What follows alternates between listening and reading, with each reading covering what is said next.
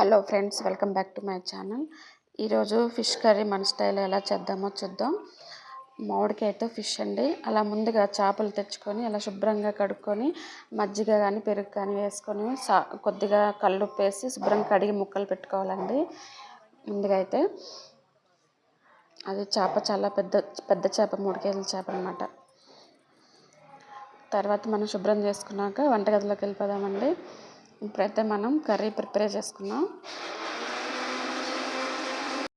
Let's go వంటగదిలోకి.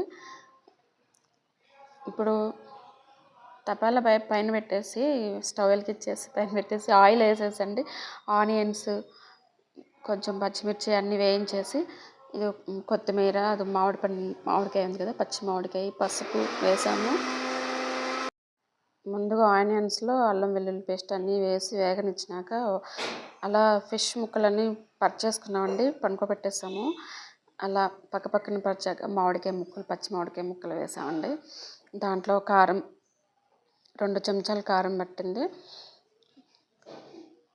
ఉప్పు మనకి రుచికి తగ్గట్టుగా 2 చెంచాలు పడుతుంది. తర్వాత వచ్చేసి కొంచెం చింతపండు గుజ్జు వేద్దామండి దాంట్లో. అది ఒక అర్ధపావు దాకా పడుతుంది. తర్వాత కొత్తిమీర చివరిలో వేసుకుందామండి పైన. కూర రెడీ అయిపోయినట్టే మనకి. ఇంకంతేనండి, పళ్ళెంలో వడ్డించుకొని తినేయడమే మనం. టేస్ట్ ఎలా ఉందో చెప్తానండి టేస్ట్ చేసి.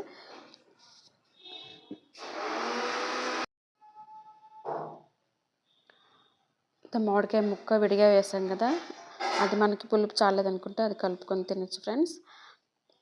ముక్క కూడా చాలా బాగుంది, పెద్ద ముక్క అనమాట.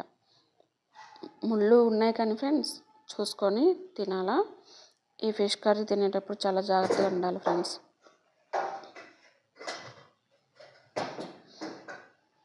బాగుంది, చాలా టేస్టీగా ఉంది.